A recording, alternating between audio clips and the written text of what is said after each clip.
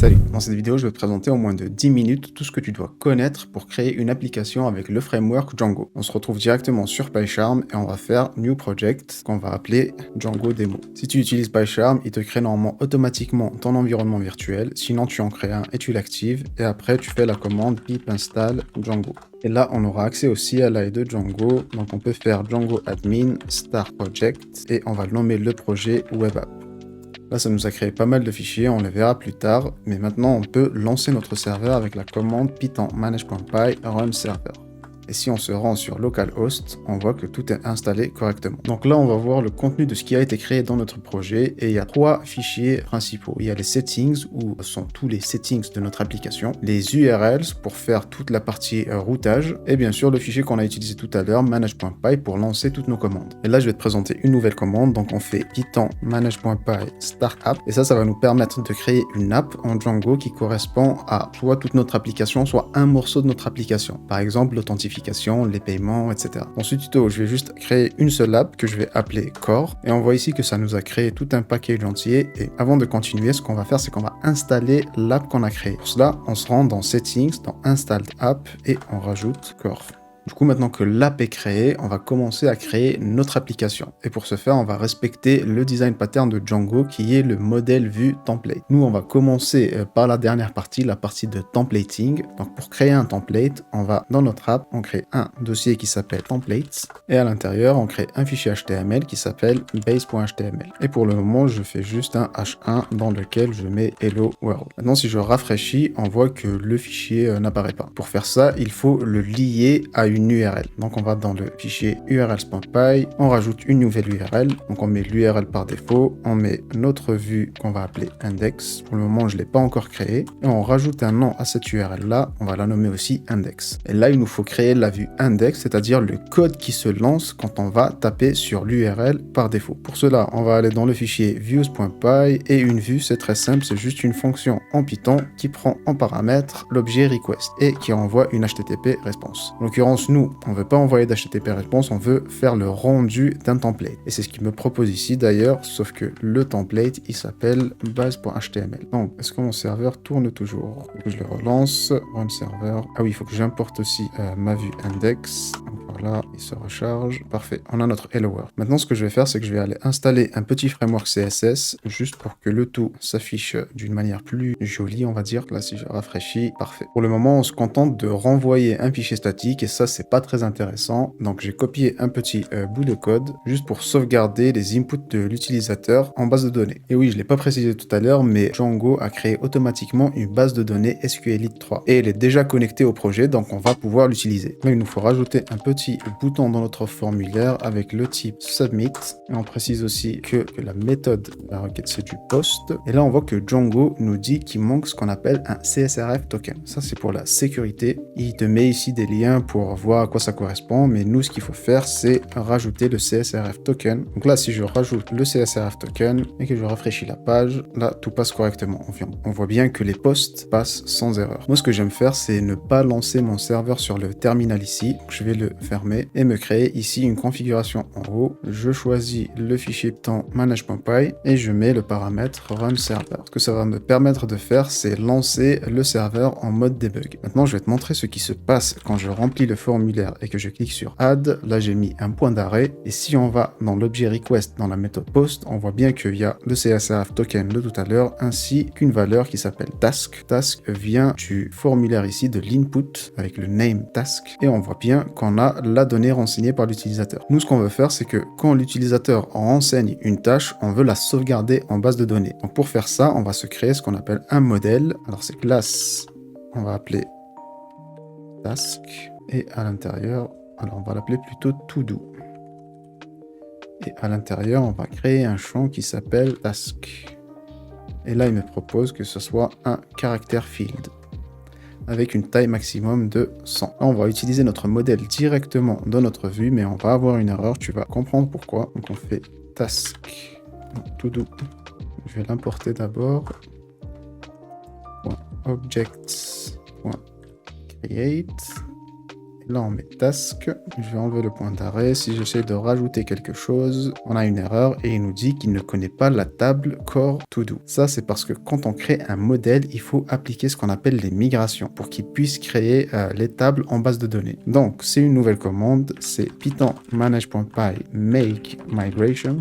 Donc là, ça a créé un fichier de migration, mais maintenant, il faut les appliquer. Donc, c'est python manage.py migrate. Parfait. Et là, ça a appliqué plein de migrations. Ça, c'est les trucs standards de Django, mais ça a aussi appliqué notre migration qu'on a créée tout à l'heure, qui est core initial. Si on revient en arrière et qu'on réessaye, on voit que tout passe correctement. Mais on sait toujours pas si ça a bien sauvegardé en base de données. Pour regarder ça sans devoir se connecter à la base de données, on peut aller dans le panel d'administration. Donc, il nous suffit d'aller dans l'URL /admin. Ça, c'est l'URL qu'on a vu tout à l'heure, juste ici, qui vient par défaut avec Django. Et pour se connecter au panel d'administration, il faut obligatoirement être un super user. Pour faire ça, on va utiliser une nouvelle commande qui est python manage.py create super user. Donc username, on va mettre MySnova. Ah oui, il ne faut pas d'espace. Ok, tout collé. Email adresse, pas besoin.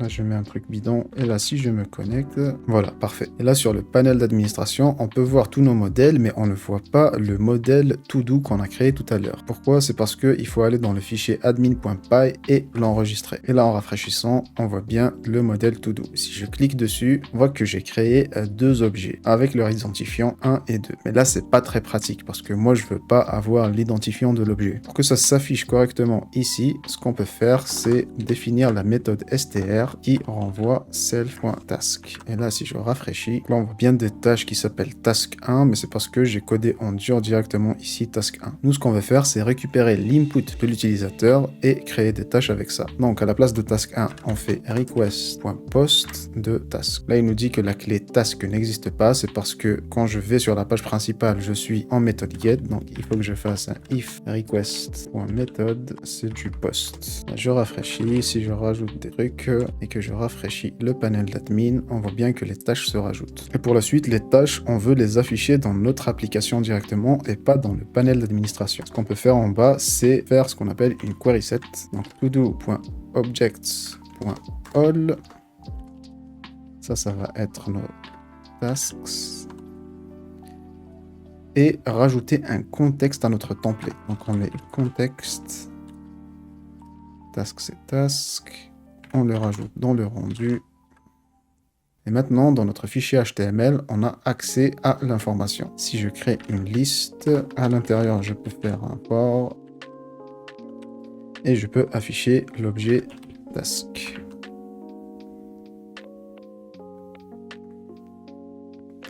Parfait. Je vais peut-être mettre le bouton juste en haut.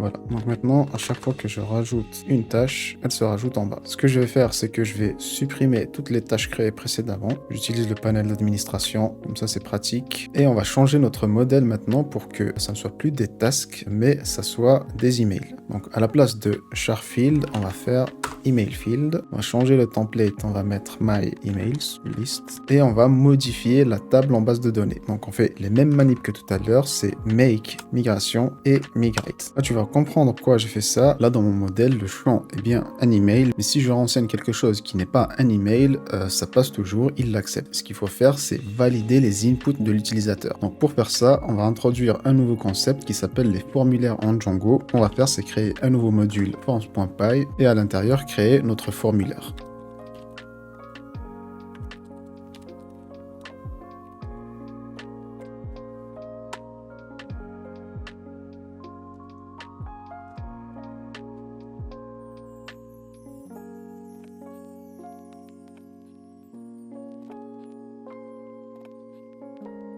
Et dans notre vue, l'input de l'utilisateur, je la fais d'abord valider par mon formulaire. Donc je vais importer mon formulaire. Et je lui passe bien à l'intérieur le request.post, les informations envoyées par la requête post. Et après, j'ai juste à faire if form.isValid. J'enregistre l'objet. Là, on voit que ça ne passe plus.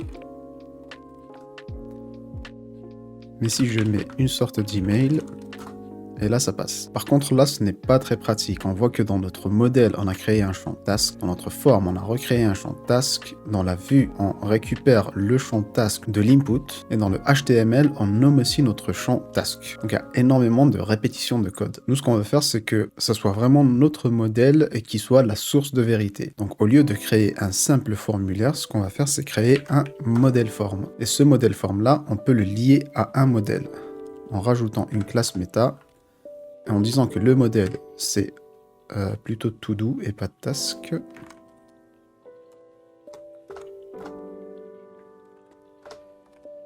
Et les champs qu'on veut rajouter au formulaire, vu que j'en ai qu'un dans mon modèle, ce sera le champ task. Logiquement, si je rafraîchis, tout doit fonctionner de la même manière. test2@test.com, là ça passe. En plus de ça, le formulaire, on peut aussi le rajouter dans le contexte. Ici, je le crée que quand je reçois la méthode post, mais je peux créer un formulaire vide. Je le rajoute dans le contexte. Et au lieu d'écrire le HTML directement comme ça pour les inputs, je peux juste mettre ma variable du formulaire et je rajoute ASP pour paragraphe. Là, si je rafraîchis, j'ai toujours le bon champ. Et là, il y a directement la validation côté front. Il me dit que je dois rajouter un arrobas. Si je fais @test.com, là, ça passe. En plus de cela, maintenant qu'on a un modèle form, ici, on n'est pas obligé de créer l'objet directement de cette manière. On peut juste faire un form.save. Là, on a vu ce qu'on pouvait faire dans une seule vue, mais une application ne contient pas qu'une seule vue. Donc, ce qu'on va faire, c'est rajouter une barre de navigation. Je vais aller dans la documentation de PicoCSS, dans les navbars, copier ce bout de code. On va mettre démo Django dans le titre. Et nous, on veut que 2 pages différentes. Donc ici, je vais mettre to do et ici, je mets Other par exemple. Je veux que quand je clique sur le lien To Do, ça m'envoie vers cette page-là. Quand je clique sur Other, ça m'envoie vers une autre page. Donc je vais me créer un autre fichier HTML que je vais appeler other.html. Et là, au lieu de copier tout le code qu'on a fait précédemment, parce que j'aurais quand même besoin de la navbar, même si je ne veux plus de la partie formulaire, ce qu'on peut faire dans le template, c'est créer ce qu'on appelle un bloc. Donc on fait bloc content. On va sortir le formulaire et le mettre dans un autre fichier HTML qu'on va appeler todo.html. Et ce qu'il faut faire ici, c'est récupérer le contenu de base.html. Pour faire ça, on peut faire un extend base.html. Et après, on met le tout à l'intérieur du bloc content. On fait la même chose pour le fichier other. Et ici, je mets juste un h2 avec other page. Dans notre vue, au lieu de renvoyer base.html, je vais renvoyer todo.html et je vais créer une autre vue que je vais appeler other qui prend l'objet request et qui fait le rendu de other.html. J'oublie pas bien sûr de renseigner en bas l'URL.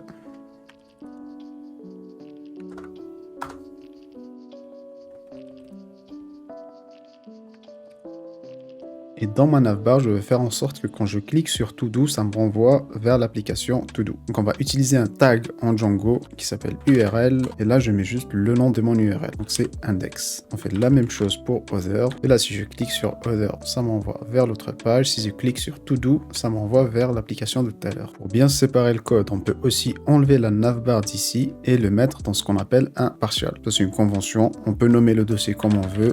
Donc on crée un dossier partial et à l'intérieur, on crée nav.html.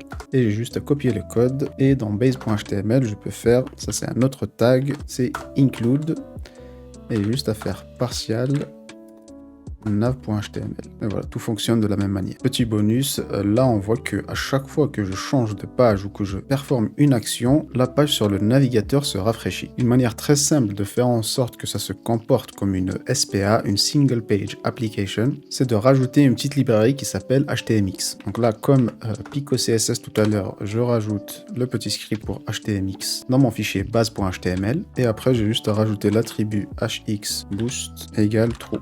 Et là on voit que le navigateur ne se rafraîchit pas du tout. Et c'est très pratique aussi parce que si par exemple les utilisateurs désactivent le JavaScript sur leur navigateur, on voit que notre site se remet à fonctionner correctement en rafraîchissant la page. Donc ça ne casse pas du tout notre application. Maintenant cette application là, elle est que en local et si on veut la déployer, c'est un tout autre process. Je t'invite à regarder le petit lien dans la description où je te mets un atelier gratuit où je te montre comment moi je fais pour tout déployer.